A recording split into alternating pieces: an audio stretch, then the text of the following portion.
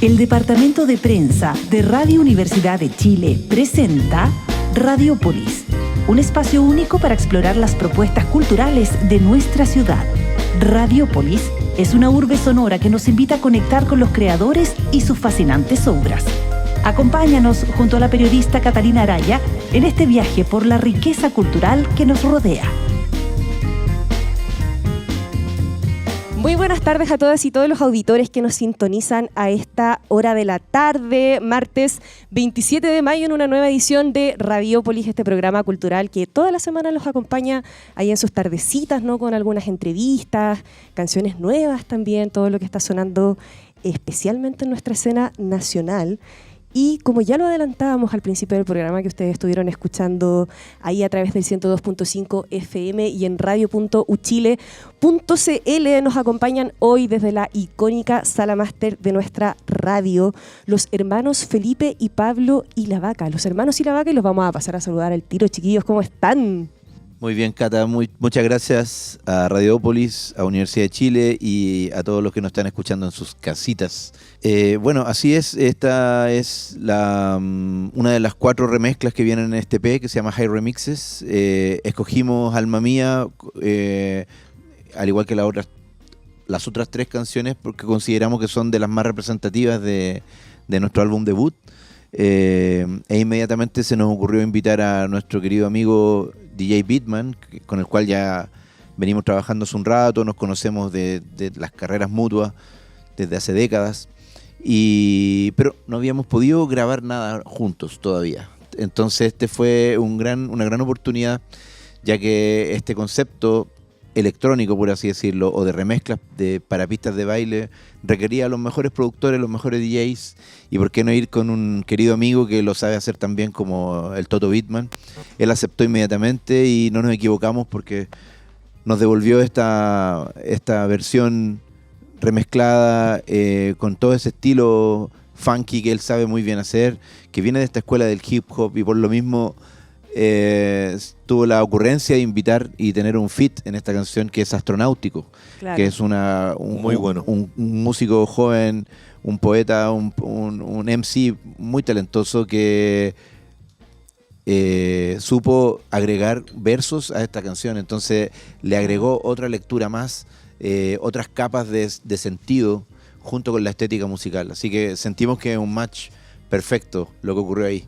Claro. Sí, mira, de hecho vamos a aprovechar al tiro de nombrar a todos los colaboradores de este Pepa, que después no se nos vayan a quedar en el tintero. Está DJ Beatman precisamente, DJ Raf, DJ Bruno Borlone y Rodrigo Gallardo. Me imagino que con todos ellos también tenía que haber eso que decías tú, Felipe, como de esa cosa, como esa química musical quizás, ¿o no? ¿Cómo lo ven ustedes, Pablo, en ese sentido, la importancia de esa química?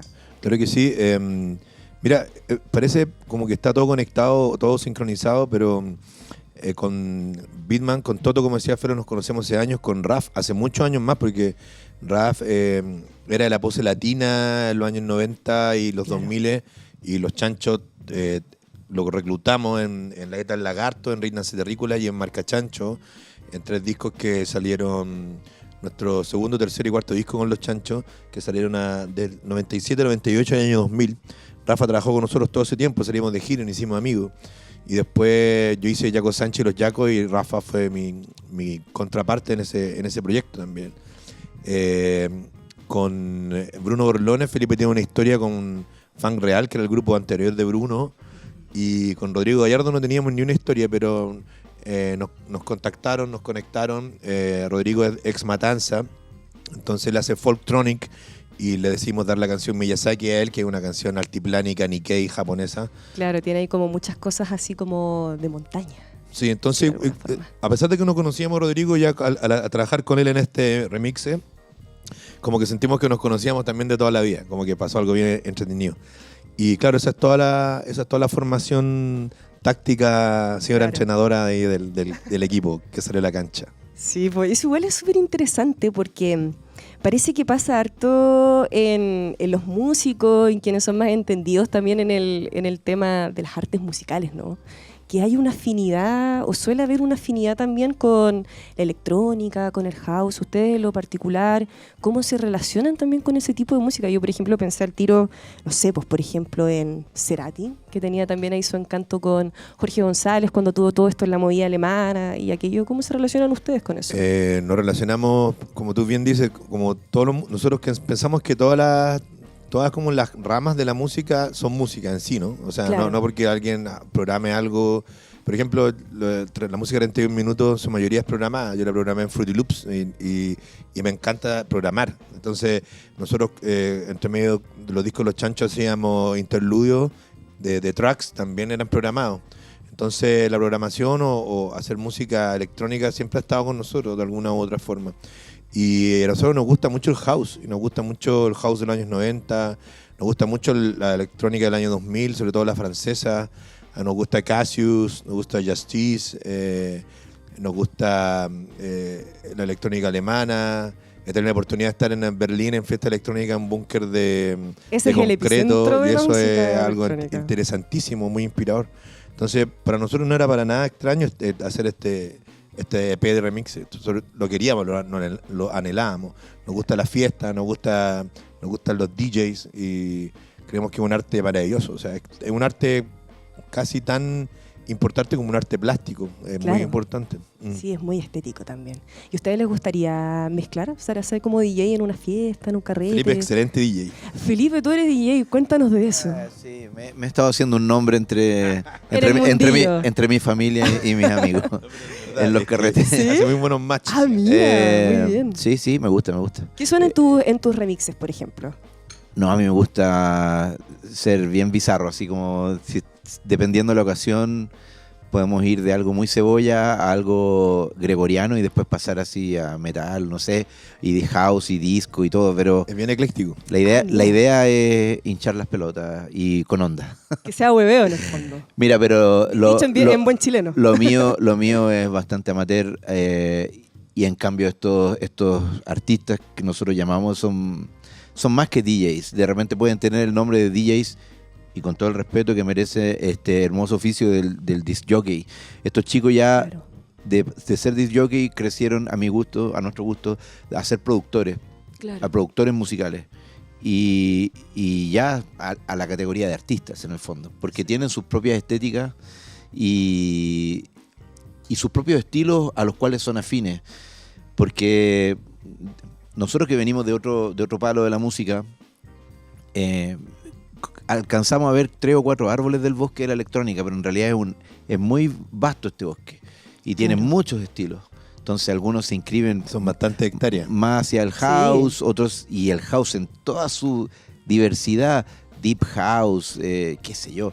Otros son más hip hoperos, más funky, otros son, por ejemplo, Rafael, el amigo nuestro, el DJ Raf, que hizo Solo de Ti Remix, él se mandó una versión que en sus propias palabras es un estilo que se llama amapiano. Ajá.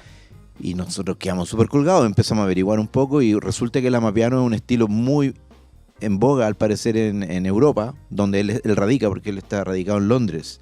Entonces es natural que traiga esos conceptos también, ¿cachai? Claro. Que es muy étnico, muy de fusión africana y house al mismo tiempo. Entonces la canción tiene ese color, que Claro. es muy distinta a la que hizo Rodrigo Gallardo, que es folktronic, que es otro estilo donde mezcla bases trans pero con instrumentos tocados de verdad, o sea, él tocó Sí, charango, zampoñas, quena. Y entonces, para nosotros que somos novatos en este mundo, se nos abrió un universo enorme.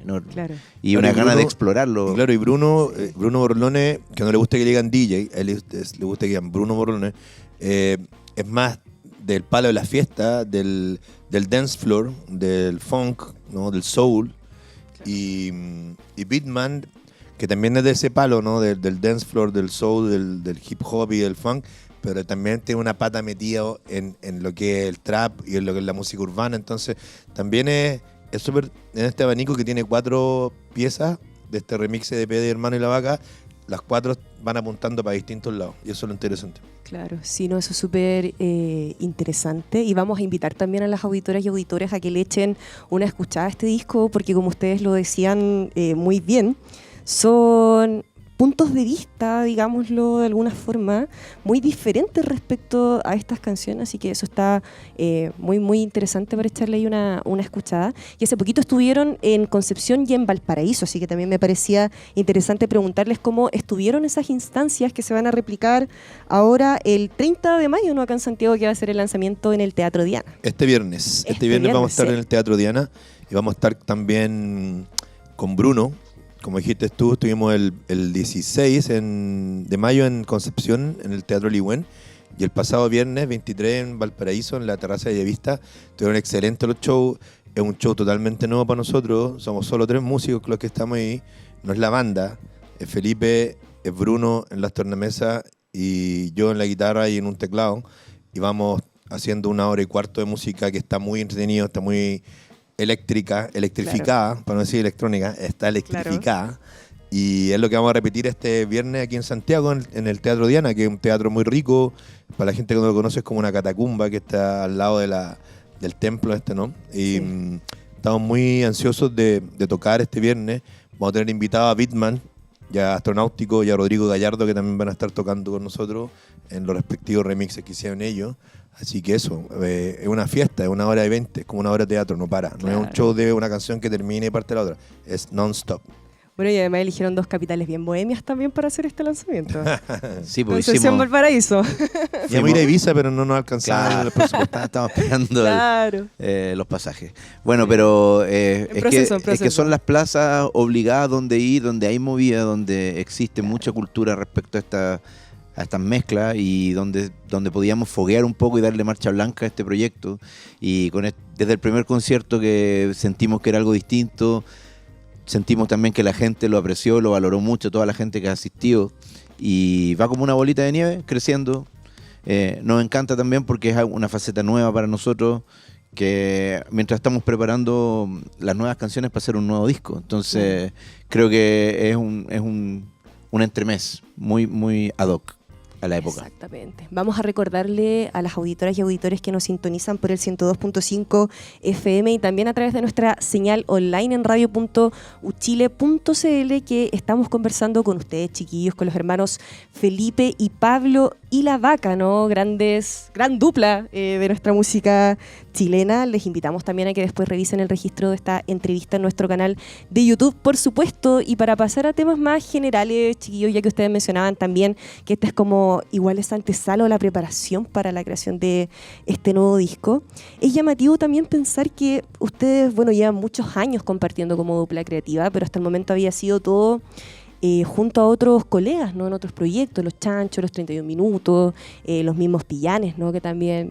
fue ahí una incursión muy entretenida con otros músicos como Pedro Piedra, por ejemplo, que también lo tuvimos hace poquito acá en nuestra radio. ¿Cómo fue para ustedes por fin llegar a crear ya como Los Hermanos y La Vaca? Porque este es el primer disco, tengo entendido, que ustedes sacan ya lisa y llanamente solamente Los Hermanos y La Vaca, ¿no? No es tan raro porque, como bien tú decías, en Los Chanchos los compositores éramos Felipe y yo. Claro. También hicimos Achú, Música Explorando con Alegría y Gracia, que era un disco de música infantil que también lo hicimos nosotros dos. Y Horacio y los Plasticines, que también era otro proyecto, que también lo hicimos nosotros dos. Entonces, no era tan raro juntarnos a... Lo raro sí es ponerle Hermano y La Vaca, porque nunca lo habíamos nombrado en esa forma. Porque... primera vez que estamos solos realmente, pero compositivamente ya teníamos una experiencia atrás. Fue interesante bautizar el nombre al dúo, porque pensamos que era como entre un nombre, como entre una ferretería y entre un grupo de circo, ¿no? Los hermanos. Panadería también podría ser. Una panadería puede ser. Y era interesante y chistoso también ponerle Hermanos y La Vaca, ¿no? Como tanta dupla artística que han habido en distintas ramas del arte en el mundo. Así que es bien interesante con Felipe estar los dos solos tocando, produciendo, cantando todos los temas, ¿no? De repente nos preguntan, ¿quién hizo este otro tema? ¿Quién hizo este que está acá y este otro que está acá? Y nosotros respondemos, bueno, el que lo canta es el que lo hizo. Pero el otro va segundándolo por atrás, ¿no? Como que esa es la forma creativa y más... que mejor resultado nos ha dado. Así que eso, no sé qué otra cosa. Algo que agregar. Totalmente de acuerdo con mi hermano. Pero además, decir que tiene un sabor distinto cuando tú firmas con tu nombre o apellido una agrupación musical en este caso. Creo que cuando uno tiene un nombre de fantasía, aunque este también puede ser considerado un nombre de fantasía, es distinto a, me imagino, por ejemplo, el Pablo hace poco sacó su disco solista que le llamó Pablo y la Vaca. Y antes siempre tuvo un seudónimo, Jaco Sánchez o qué sé yo. Tiene un sabor distinto, ¿no? Bautizarlo con tu propio nombre es como decir... Sí, es raro. Es como poner la foto de carnet delante. Como que uno siempre como que evitó como el Silvio Rodríguez. Como como que el nombre sea la marca en el fondo. Porque siempre hemos creído que también Alberto Plaza. Es interesante también el hecho de poner incluso al título del artista una creatividad, ¿cachai? Pensamos que no es tan creativo llamarse Juan González. Ya, medio fome también, ¿cachai? Por último, como los antiguos, así como Pollo Fuente, claro, no sé, pero algo más... Nosotros siempre jugamos con los alter egos, pero ya llevamos tantos discos, creo que este disco es como nuestro disco 29 de los que hemos hecho, entonces ya también no era Pablo y la Vaca y Felipe y la Vaca, los hermanos y la Vaca. Entonces mejor ponerlo solo los hermanos y la Vaca, ¿no? Sí, y después, bueno incluso le pusimos High, H-I, en High. Quizás no se llama tanto hermano y la Vaca, quizás se llama más High. Entonces hay harto juego ahí. Eso mismo, que va teniendo vida propia después una marca, por así decirlo, un nombre. Y como dijo el Pablo, también tenía un carácter como de familia. Creo que eso era lo que queríamos mostrar, ¿no? Como en cada una de las canciones también. La letra de cada canción aborda bastante nuestra unidad, nuestra fuerza como hermanos. Y eso se refuerza cuando el nombre dice Hermanos y la Vaca. Como los circos, no sé, el circo, los hermanos, no sé cuánto, de los hermanos Gutiérrez, todas esas cosas. Entonces, eso es lo entretenido. Sí, ustedes son como la antítesis de los hermanos Gallagher. No lo crees. Sí, ¿o no? Es que eso también es curioso porque nos decían ya casi 30 discos juntos de los que estamos sacando así como la cuenta rápidamente, tantos años, también tantos proyectos diferentes. Me imagino que funciona esta dupla de Hermanos y la Vaca. Y eso es más años, porque con Felipe como de los 5 años hacemos música, no sabíamos tocar instrumentos y creábamos letras y melodías, ¿cachai? Entonces sí, siempre hemos estado ahí fregando la pita, como se llama. Claro, pero entonces hay un buen feeling compositivo, creativo. Me imagino que tienen también algunos gustos en común musicales, ¿no? Que comparten. O sea, bastante gusto en común. Casi todo. Claro, o sea, de ahí parte todo también. Pero más que eso también en el confiar en el complemento, porque felizmente no somos gemelos y no pensamos ni sentimos de la misma manera. Digo felizmente, no por menospreciar los gemelos, por favor. Por favor, que no lleguen una demanda de la asociación. No me malentiendan. Claro, de la Asociación de Gemelos Un besito a nuestras primas gemelas, la Belén y la Panchita. No me refiero a eso, sino que se dice que los gemelos sienten igual, ¿no? Que sí, claro. Se dice que si a uno le pasa algo, al otro le pasa también, qué sé yo, y sí. Me imagino que también tendrán su diversidad de gustos. Nosotros no somos gemelos, somos bastante parecidos, pero también somos muy distintos y nos gustan cosas en común, pero yo creo que lo mejor de todo es que también somos distintos y podemos explorar, y el otro le trae una influencia a otro y le dice, mira, me estoy escuchando esto, mira qué chori, nunca lo había pensado, y vi esto, mira, y ¿te gusta esto, este libro, qué sé yo?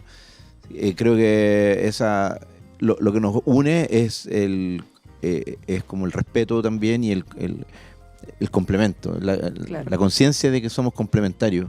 Creo que eso es bueno. La diferencia también es importante al momento de lo creativo, como dicen ustedes, por contrastar ideas y todo eso.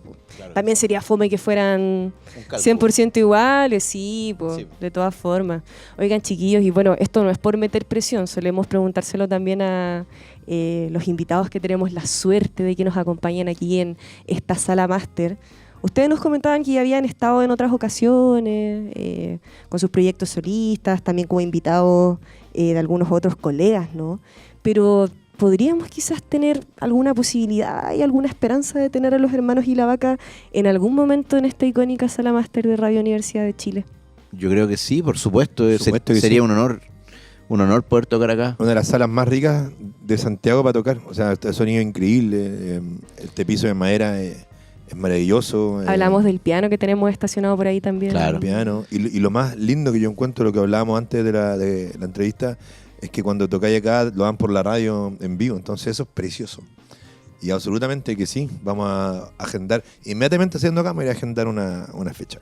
Vamos a pasarlos entonces con Paula Ruiz, con nuestra encargada de la sala máster, inmediatamente después de esta, de esta entrevista. Pero el compromiso ya está hecho. O sea, al menos la intención. No le digamos compromiso, pero sí No, pero eso ha estado desde siempre. Lo que estamos haciendo con Bitman acá Sí, en el verano, y que ensayamos acá con la orquesta. Buenísimo. Y ahí hablamos con esa señorita que usted nombra. Sí, pues no, es que sería genial. Es que yo encuentro que esta sala para el proyecto quedaría excelente. Por ejemplo, cuando salga el segundo disco de Hermanos y la Vaca, podríamos tener una presentación aquí en Sala Máster, por ejemplo. Claro que sí. Por supuesto que sí. Claro. Una y muchas. Sí, no, por supuesto. Oye, adelántenos un poco también, chiquillos, respecto a eso. No sé cómo va el camino a este segundo disco después de High, ¿no? Que tienen preparado, si quizás va en otra línea. ¿En qué situación está ahora ese proyecto del segundo disco? Lo más entretenido de empezar este proyecto con Felipe es que siempre dijimos que queríamos hacer música latina, como que queríamos electrificar los latinos, tocar desde son cubano, samba, cueca, todo lo que tenga que ver con Latinoamérica, pero pasarlo por un filtro más electrificado y con más groove, ¿no? Y creemos que vamos a seguir en esa senda para nuestro segundo disco. Estoy hablando aquí. Sí. Pero vamos a seguir en esa senda para nuestro segundo disco. Y este 2 de junio nos metemos de cabeza a bajar la música y a empezar a preproducir lo que será esa nueva entrega, ¿no? Así que en junio vamos a tener un derroche creativo importante en la capital y en el litoral, porque nos gusta irnos para allá a terminar las cosas. Y va a salir luego algo nuevo. Y ojalá que de aquí a agosto, septiembre ya haya algo nuevo ya como pero mostrar un como poquito primer entonces. single. Realmente un poquito tiempo. Mira qué buena. Es nuestro objetivo tratar de hacer la mayor cantidad de producciones. O sea, lo que nos gusta a nosotros es publicar en long play. Yo creo que es como vamos a contrapelo con lo que es la tendencia actual, pero sentimos que es un formato que se digiere de manera orgánica y no creemos en la música desechable. En el fondo sentimos que a veces una máquina que te traga el producir solo el hit y buscar con desesperación un hit. Entonces sentimos que a veces hay dentro de una camada de canciones, hay algunos que son atletas, otros que son pensadores. Estoy hablando metafóricamente como son las canciones. Es como tener varios hijos y unos son más adelantados, otros son más punky, otros son más meditabundos, qué sé yo. Entonces todos merecen salir como una familia, como en un álbum de fotografía, y que la gente vaya conociendo y masticando de manera natural cuáles son para ellos las canciones, las mejores canciones, ¿cachai? Sí, pues, sí, eso igual es... Sí, también. Eso. Sí, no, y como decían ustedes... Empezando en Barba Papá y Barba Mamá. Claro. Chuta que se me cayó el carnet, pero... No, pero todo bien. Dijo francés. Igual es bien interesante porque ha salido esta discusión también con otros músicos, que claro, parece que todo esto también de el consumo digital está afectando igualmente la forma en que nos relacionamos con la música, por ejemplo. Esto mismo de pensar, por ejemplo, en el hit que va a pegar en TikTok o en redes sociales, o este trabajo extra también que se le ha dado a los artistas de pronto, por ejemplo, no sé, pues de tener que hacer un trend o cortar como esos 15 segundos de canción que van a poder impactar. No sé cómo lo ven ustedes también, porque es extraño, es como, no sé. Sí, extraño, pero no, para nada nos preocupa, o sea, para nada. Ya estamos viejos y estamos haciendo música porque creemos en el arte, no porque creemos... Ya están curtidos. En las redes sociales ni esas cosas. Yo creo que igual siempre nos ha gustado también crear hits y crear temas que peguen. Lo hemos hecho en nuestra carrera y también es bonito, pero nunca crear una cuestión para que sea hit, ¿no? Porque creo que ahí ya se pierde un poco la...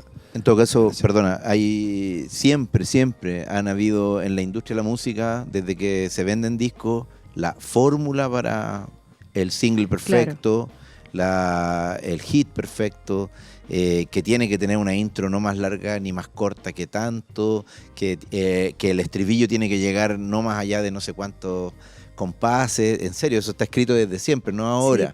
Sí, y si la tendencia ahora es que tiene que durar 15 segundos para para un tren o para TikTok, qué sé yo. Es el color de la época. Así es ahora. Después el tiempo dirá si era bueno o no era bueno. Seguro hay unos tremendos temas que duran poquito. Sí, pues, Pero también. nosotros venimos de otra escuela y de otra época y nos gusta hacer discos, nos gusta hacer canciones, ¿cachai? Nos gusta que la música se exprese. Naturalmente sabemos cómo podar una linda planta y saber cómo dejarla más bonita. Y somos pulcros en eso y hemos aprendido, tenemos hartos años de experiencia en esto. Y además nos gusta trabajar con productores, con gente, amigos, siempre una tercera mirada es muy importante.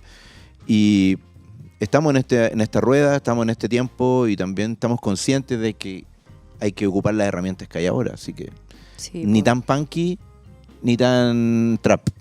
Claro, no tiene que ser medio. Imaginaba esa misma pregunta, por ejemplo, para el Tilo González o para, no sé, Mario Muti, por ejemplo. ¿Cachai? Como que Claro, sí, ya pues. son personas que llevan 50 años, 60 años haciendo música.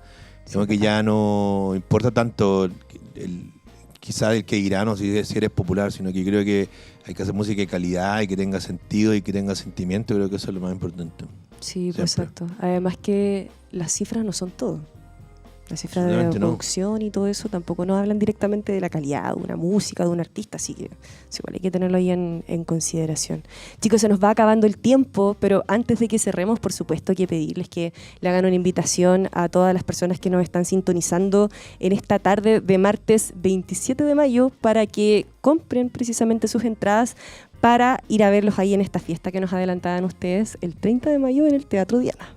Así es. Bueno, querida gente de Radiópolis, estamos a tan solo 3 días de este gran concierto que tenemos, el lanzamiento de High Remixes, acá en el Teatro Diana. No lo olviden, este viernes 30, en exclusiva en Santiago, el estreno de High Remixes. Un espectáculo bailable de principio a fin, muy energético, con mucha onda, con el estilo de todos estos productores y DJs que trabajaron con nosotros, más el arte de los hermanos y la vaca cocinándose totalmente en vivo. Así que las entradas están disponibles En Ticketmaster, este viernes 30, ya lo dijo Felipe, Teatro Diana, Santiago, High Remixes, va a estar Bitman, va a estar Astronáutico, va a estar Rodrigo Gallardo, 1h20, Bruno Morlone, 1h20 de música sin parar, no es banda, no paramos, sigue hasta el final. Así que compren sus tickets y se bajan en la última estación del tren. Eso. Felipe y Pablo y la vaca, los hermanos y la vaca, muchas gracias por acompañarnos hoy día. Gracias. Muchas gracias, Cata. Hoy, de hecho, para entusiasmar aún más a la gente, nos vamos a ir escuchando Solo de ti, de DJ Raf Remix, ¿les parece? Perfecto. Excelente. Este día. A bailar. Está Y no se hermoso. separen de nosotros, que en un ratito volvemos a analizar los 35 años del disco Corazones.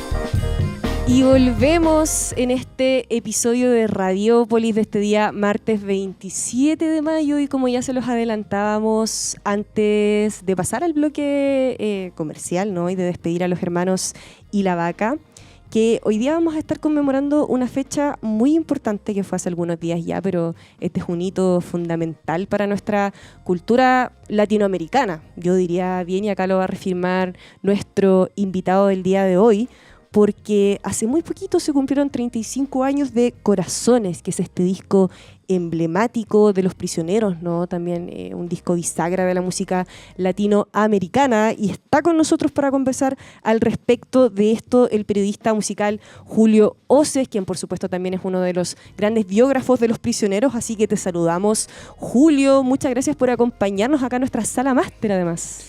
Muchas gracias, Cata, por acordarse de nosotros, nuestra generación, que de vez en cuando nos sacan del asilo de ancianos y nos traen así a hablar de estos temas, así que muy contento, muy contento. No, Además, lo estar importante aquí, es ser el más joven. además, como decía el Pablo y el Felipe, estar aquí es muy bacán, o sea, cómo se escucha esto con estos paneles, este panel de madera, toda la historia que hay acá, heavy. Bueno, y además ustedes con Letras Sónicas estuvieron también hace poquito aquí en la Sala Máster. Estuvimos aquí con algunas novedades. Sí, pues estuvimos aquí con el poeta Redolés, el Exacto. Cacho Vázquez de Corazón Rebelde se mandó una performance increíble, así que súper contento, súper contento. Sí, no, sí, es multifacética nuestra Sala Máster, tenemos que decirlo también. Da para hartas cosas interesantes. Ahí. Oye, Julio, bueno, es difícil, y me imagino que tú estarás de acuerdo conmigo, ¿no? Pensar en por dónde partir hablando de un disco tan importante como lo es El Corazones. Nosotros lo conversábamos también ahí en nuestro intercambio de WhatsApp y todo eso cuando estábamos coordinando esta entrevista y esta conversación en realidad que vamos a tener hoy día respecto a este disco. Así que partamos por una pregunta que parece simple, pero que esconde una complejidad, y que es: ¿por qué fue tan revolucionario un disco como Corazones? Cuéntanos tú, Julio, ¿cómo lo ves? Es una gran pregunta y la verdad a mí una de las cosas que más me gusta de ser biógrafo es que lo de ser biógrafo es una pega que se hace después de que sacas tu libro. O sea, primero eres como alguien que trabaja en la historia de alguien, después sale tu libro, pero uno en el fondo uno no se hace biógrafo porque es un escritor, sino que se hace porque su objeto de estudio es una evolución permanente, ¿no? Entonces yo he tenido aproximadamente 25 años para reflexionar sobre estos temas y creo que Corazón es un disco esencial por tantos motivos que son los mismos motivos por los que los objetos culturales trascendentes se hacen trascendentes, ¿no? Estábamos hablando también, Cata, a propósito que se están cumpliendo 40 años de rock latino y ya vamos a tener tiempo para hablar de eso en el futuro. Uno nunca sabe. Por supuesto, vamos a hacer el adelanto. Lo vamos a hacer, Sí. lo vamos a hacer. Cuando pasan cosas como estas, como un disco como Corazones, finalmente esto no es una fecha de inicio, sino que es un portal, ¿no? Es un portal donde entra cierta energía que tal vez estaba desagregada, pero que se reúne en un punto y después esa energía se proyecta. Yo siento que finalmente Corazones lo que pasa es que es el punto cúlmine de una carrera autoral como la de Jorge, pero también es un disco que es el punto cúlmine de la escena del rock latino que venía de los 80 y probablemente es el disco más sofisticado. Ahora estamos hablando de una escena de rock latino, o rock en español, o rock en tu lengua, o de pop latino incluso se dijo, que tiene mucha música interesante. A partir del año 88 la escena del rock latino se sofistica mucho, ¿no? Eso estéreo Claro. se va a grabar a Estados Unidos. Charlie hace parte de La Religión del año 87, que es un disco increíble. La Ley estaba dando sus primeros pasos, profesionalizando finalmente lo que era la música chilena, y la verdad se ha discutido bastante si Corazones es un disco solista de Jorge o es un disco de Los Prisioneros. Bueno, yo creo que hay que resolver de una vez por todas esta discusión y decir que es un disco de Los Prisioneros hecho y derecho. Es un disco pensado en un trío, es un disco pensado para tocarlo en trío. Y yo siento que era también fue una manera en que Los Prisioneros finalmente se convertían o consagraban esta formación un poco New Order, ¿no? Claro. Yo creo que siempre estuvo pensado un cuarto músico para ese disco. Fue un disco que la verdad a veces a uno se le olvida que se grabó en Los Ángeles. Fue con un disco que es un disco que tal vez se hizo con un productor que no tenía mucha experiencia en grabar pop, como Gustavo Santolaya, Claro. que había grabado ya bandas de rock, que tenía una larga trayectoria como productor, probablemente debe haber sido uno de los primeros músicos latinos de rock que se autodenominó productor, pero se hizo con estándares súper altos, ¿no? Es un disco que se demoró 80 días en grabar, que es una locura, ¿no? Claro. Muchas veces las canciones se hacen de manera bastante urgente, ¿no? Recordemos que Paul McCartney se levantó una mañana y tenía Scramble Eggs, que después fue Yesterday, ¿no? O Keith Richards se levantó con Satisfaction en la cabeza y le escribió de un tirón y el riff y todo, y es lo que conocemos. Entonces, creo que este disco lo que hizo fue sembrar una semilla que se demoró mucho tiempo en florecer de una manera increíble, como estas flores que tenemos acá, y floreció con muchos colores. O sea, increíble como Corazones adelanta el sonido del pop latino que vendría una década y media después prácticamente, Claro. ¿no? O sea, todas las bandas que vienen en la generación que yo le llamo como el neopop chileno, ¿no? O sea, a contar de toda la generación de solistas, no sé, Jepe, Javiera, Francisca, ellos toman un poco de Corazones, y especialmente nosotros vemos como no solamente se toma la influencia musical de Corazones, sino la ética y la estética de Corazones, como hizo Alex Anbanter, por ejemplo, Claro, ¿no? sí. Que ha hecho toda su carrera un poco inspirado en eso. Uno ve que también la carrera de Santolaya, o sea, porque siempre tomamos la influencia de Corazones en los músicos, pero la influencia de Corazones en la industria fue sumamente fuerte también. ¿Qué sería de Café Tacuba y el sonido de Café Tacuba sin Corazones, ¿no? Café Tacuba elige a Santolaya como el productor de sus discos, de sus 2 primeros discos, especialmente el primer disco de Café Tacuba, que es una maravilla, y después que es una especie como de Sgt. Pepper del pop latino, ¿no? Que tiene un poquito de todo. Entonces, creo que todas las implicancias de Corazones que tiene música electrónica en plena época del nuevo verano del amor, del house de los 90, tiene toda la influencia de la música latina radial que escuchaba Jorge cuando era joven, tiene también rap, ¿no? Pero especialmente tiene un tipo de canción que es un tipo de canción confesional que solamente se encuentra en la balada latina, ¿no? En la balada de los años 70. Entonces, habla de las influencias de González también, por ejemplo. Eso. Exactamente. Y fíjate que hay una conexión que yo hice hace muy poco, por eso te digo que el oficio del biógrafo es algo donde estamos reflexionando todo el tiempo, aunque no queramos, sobre nuestro objeto de estudio. Claro. En esa época, Alberto Fuguet, escritor, estaba haciendo sus primeras armas como escritor, valga la redundancia. Él era periodista y era cronista, y su estilo de escribir, si uno lo piensa, es bastante alejado y es bastante ascético a lo que podría considerarse como el boom de la literatura latina o en español, ¿no? Porque es un estilo mucho más concreto, sin imágenes como figurativas. Es un estilo donde el escritor está diciendo lo que dice y está describiendo lo que describe, ¿no? Yo en algún momento pensaba que tal vez Jorge González era un poco más como Roberto Carlos o como Raymond Carver, ¿no? Pero después empecé a darme cuenta que las letras de Corazones tienen mucho que ver con lo que Jorge venía haciendo como letrista. Sin embargo, ellos en ese momento molestaban bastante en las entrevistas y decían que si antes los acusaban de resentidos sociales, ahora lo iban a acusar de resentidos sexuales. Claro. ¿No? Porque es un disco un poco de crítica al amor romántico, ¿no? Sí. Y es un disco sumamente complejo, con muchas layers, ¿no? Con muchas capas, desde lo musicológico y desde lo artístico, ¿no? Entonces, creo que todos estos elementos que son medios caóticos y nos dan para estar todavía 35 años después preguntándonos qué estamos escuchando cuando escuchamos ese disco, ¿no? Sí, pues Julio, eso también creo que es importante hacerlo, ¿no? Como ejercicio, volver a estos 35 años atrás.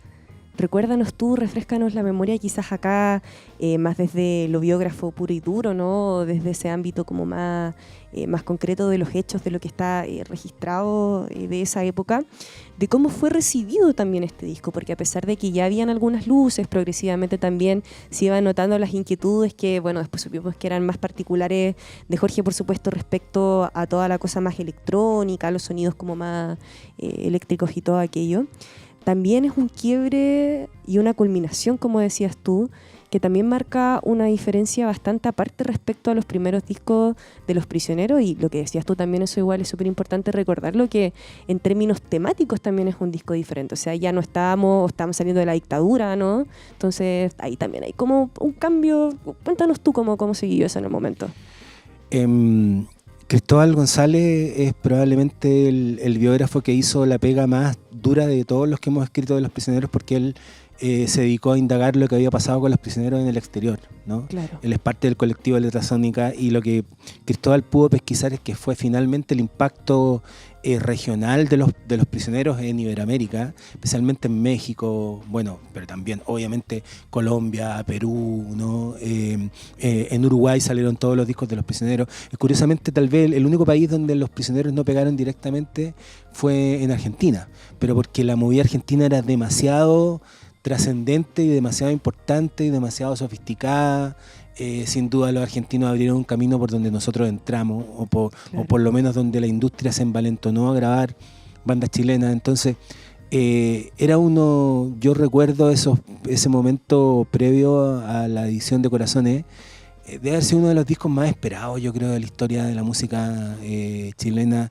Nadie sabía lo que iba a pasar. Lo lógico era que Los Prisioneros siguieran por la senda un poco de este estilo que a Jorge le gustaba llamar estilo señorita de Sudamerican Rockers, ¿no? Claro. Que era una especie como de hip hop, con rock and roll, pero con letras rapeadas con una textura naturalista sumamente latina, ¿no? Un poco más crudo también.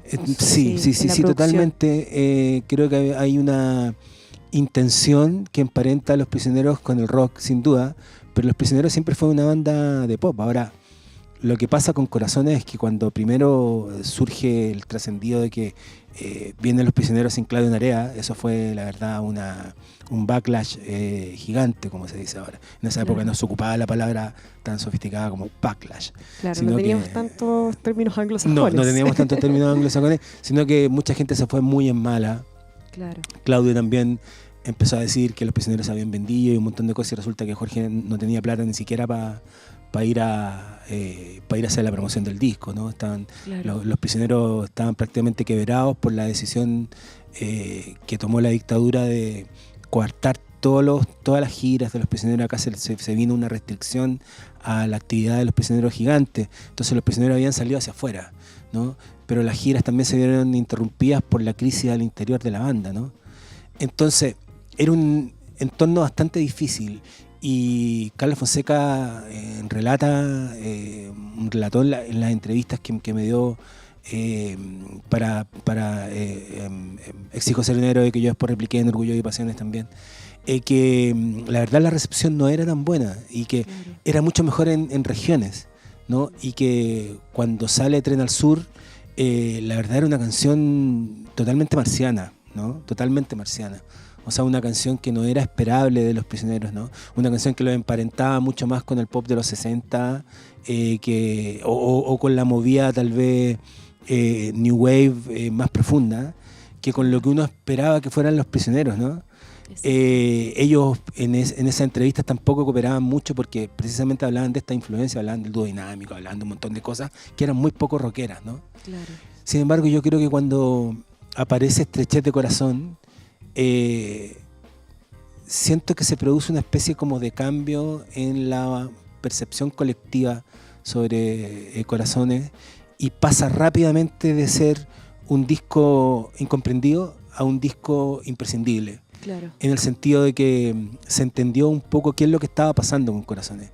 Que Corazones apelaba a la vieja ecuación de las grandes bandas de la historia del rock y del pop, que es bailar y llorar. Exacto, sí. ¿No? Bailar sobre tonos menores, ¿no? Como la Los canción Beatles, ¿no? de la Radio Donoso también. Es que yo, por eso te digo que... Volviendo a Alex Banter y es que también por eso esas te digo que conexiones... yo creo que es súper interesante. Alex Sí. Banter trabajó con Carlos Fonseca y Carlos me contó que Alex era totalmente un nerd y un obsesivo con datos sobre Jorge y sobre su manera, sobre sus métodos creativos y todo. Creo que no es casualidad, ¿no? Y todos esos guiños, además que yo diría que Alex Banter y Teleradio Donoso era una banda erudita de la música pop, ¿no? O sea, uno de esos guiños como a Roxy Music, ¿no? Y todo. Creo que es algo que, a ver, probablemente dicen que el pulso perfecto para bailar es el pulso del corazón, ¿no? Claro. Entre 100 y 120 beats. Probablemente tiene que ver con que la emoción, ¿no? O tal vez el componente más humano de la música está dado por el pulso perfecto para bailar, que es una locura. Es una ¿no? cosa O sea, como media instintiva también, nos ¿no? encanta bailar y llorar. O sea, Sí. nos encanta, nos emocionamos. Creo que hay una cosa como de catarsis. Y este es un disco que tiene una raíz confesional súper profunda y súper fuerte, ¿no? Un disco muy Exacto. interesante. Sí, vamos a recordarle a las auditoras y auditores que nos sintonizan a esta hora que estamos conversando contigo, Julio Oces, periodista musical, integrante además de Letra Sónica, que es un colectivo muy interesante que está trabajando en torno ahora mismo al rock latino, que al final les vamos a dar también ahí algunas luces y adelantos de lo que se viene para las próximas semanas.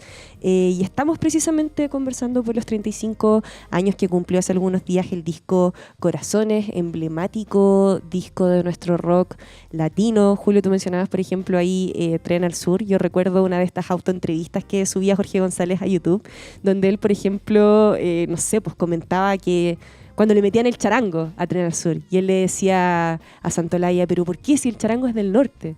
Y él le decía, pero solo para ti es del norte, para el resto del mundo el charango es sur, es el sur del mundo.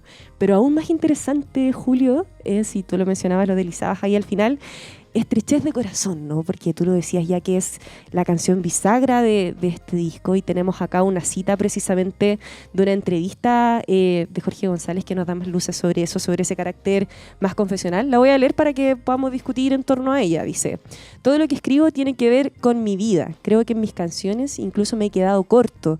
Hay sentimientos que tienen que ver sobre todo con lo sexual, con los que me he hecho el piola por no atreverme. Yo he vivido eso como todos, a lo mejor de manera más fuerte porque estaba envuelto en una vorágine de poder y éxito que hace que cuando uno se cae lo haga de lo más alto. Me parece importante que se hable del amor en esos términos, porque las canciones de amor que pasan por las radios son tan distantes. No hablan de amor, hablan de que me dejaste. Esto es una entrevista del 94 en la revista Weekend, y podemos conectarlo además con Estrechez de Corazón, que lo conversábamos nosotros, Julio, antes de esta entrevista. Es una canción que hoy podemos leer de una manera distinta, ¿no? Uno de los grandes mitos acerca de la historia de los prisioneros que yo me encargué de prácticamente militar en la idea o en la misión de desmontarlo era que los prisioneros se habían separado por un lío de falda, ¿no? Claro. Yo diría que hubo también una especie como de intención del establishment de dejarlo así, ¿no? Que era mucho mejor que los prisioneros se hayan separado por un lío de falda, no por una crisis económica, no por... Sí, yo creo que Claudio acierta cuando dice que finalmente el fin de los prisioneros es el fin de una amistad. Claro. Pero aquí estamos hablando del disco Corazones, y yo creo que siempre se ha hablado de una manera, se ha simplificado un poco la historia de Corazones y se dice que es la historia de un amor imposible, no de alguien que se enamora de la mujer del amigo. Yo creo que ya es tiempo ya como para que empecemos como a decir las cosas como son. Corazones es el disco de un triángulo amoroso, ¿no? Claro. Y cuando uno escucha Estrechez de Corazón, uno se da cuenta que finalmente Estrechez de Corazón une una vertiente autoral de Jorge, que es una vertiente subterránea, ¿no? Y que es una vertiente que habla sobre su propio ser, su propia identidad, o por qué no decirlo tal vez, o sobre su propia orientación, o sobre su propia percepción del amor. Entonces, Claro. cuando uno escucha Estrechez de Corazón, escucha una canción de amor neutra, ¿no? Claro. Que es algo que solamente gente como Camilo VI hacía, o como George Michael hacía. Pero la verdad, Estrechez de Corazón, yo cuando Claudio sale con toda esta onda de su biografía y acusaba a Jorge de estar enamorado de él, ¿no? Yo decía, bueno, puede ser o puede no ser. En realidad, Claro. en general en Chile tratamos de decir no, como que da lo mismo esos temas. Afuera se abordan con mayor yo diría, templanza, pero acá somos malos para hablar de esas cosas, ¿no? Sí, como Somos que súper nos gusta malos, mucho. como que decimos, por un lado, los biógrafos decimos, no, es que una falta de respeto referirnos a la orientación sexual de la gente, Hay o que a hablar los solo de la sentimientos, hay que hablar solamente de la música, ¿no? Pero la verdad creo que Corazón es un disco que ha acompañado durante muchos años a las diversidades, ha acompañado a la gente con el corazón roto, ha acompañado a la gente también que se ha sentido traicionada por el amor, y es hora también de entender el disco Corazones como un disco de amor confuso, ¿no? Como un disco de amor donde muchas veces cuando se habla de niñas se podría hablar de niños también, ¿no? Y es un disco de crítica profunda al amor romántico, ¿no? Y es un disco tal vez misterioso por eso. Cuando Jorge me dice en las entrevistas para el disco Exijo ser un héroe que le parece que esa canción es una de las que menos les gusta en términos de letra porque la encuentra muy verborreica, ¿no? Claro. Es potente. Después de mucho tiempo me di cuenta que lo que estaba diciendo es que tal vez es una canción que dice demasiado. Claro, más de lo ¿no? que debería quizás. Entonces yo la conecto, por ejemplo, con Estar Solo de Pateando Piedra, Sí. o la conecto también con Nunca te haría daño, ¿no? Claro, Del disco que probablemente es el que cierra con un broche total de oro la carrera autoral de Jorge. Es probablemente el mejor disco desde Corazones, Sí. que es Libro, ¿no? Por supuesto, Y Libro gran disco. es un disco que se hace 25 años después de Corazones. Entonces bastante increíble todo eso, porque finalmente te das cuenta que el amor es un problema que no tiene la raíz en el deseo sexual, en la orientación sexual, en la identidad sexual. El amor tiene la raíz en un problema filosófico, ¿no? Exacto. En un problema más profundo, que es un problema existencial, que es un problema del querer y no tener, o es un problema de cómo posees, ¿no?, el objeto de deseo, ¿no? Y cómo la imposibilidad finalmente de poseer completamente el objeto de deseo. Me reí mucho porque ya nos habíamos puesto de acuerdo para esta entrevista, y veía que una de las declaraciones del ex subsecretario Monsalve decía que la denunciante le pregunta en un momento si lo que él quiere es una relación afectiva o una relación sexoafectiva. Claro. Me parece que uno de los grandes avances de la generación del presidente Boric es enfrentar las relaciones de pareja de la manera en que se debía enfrentar, que es con honestidad, Claro. ¿no? Con honestidad, es decir, ya, pero ¿qué es lo que queremos? ¿Qué somos? ¿No? Vamos a tener una relación sexoafectiva, vamos a tener una relación afectiva. Me parece que nuestra generación, los que tenemos sobre 50, no tenemos esas herramientas.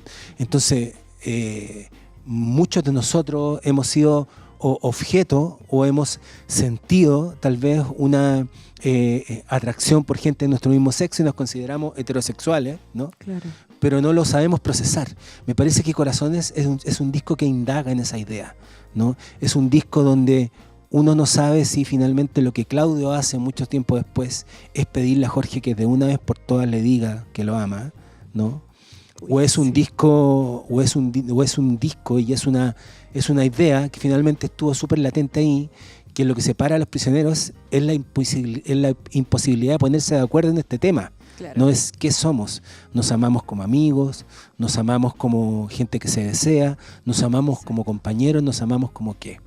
Entonces, mira, lo que yo puedo concluir es que finalmente estoy súper de acuerdo con Claudio en que el fin de Los Prisioneros y el disco Corazones lo que hace es que sella una amistad, ¿no?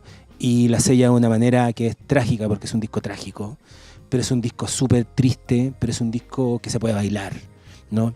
Y es un disco que yo creo que tiene tantas capas que dan para que estemos sentados aquí con esta lluvia afuera en este sitio tan lindo, 35 años después, y todavía no logramos abrochar bien lo que estamos escuchando ahí.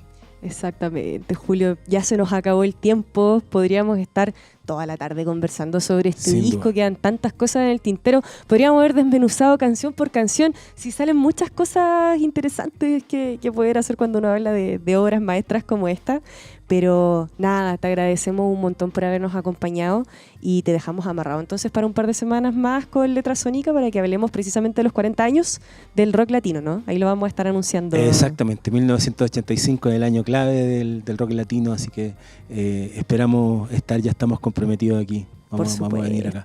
Oye, Juli, ¿te parece si nos vamos entonces escuchando Estrechez de Corazón? Escúchenla ahora con esa mentalidad. Pónganle atención, esta es la oportunidad. Exactamente. Entonces nos despedimos y nos escuchamos como siempre el próximo martes y los dejamos ahí con Estrechez de Corazón.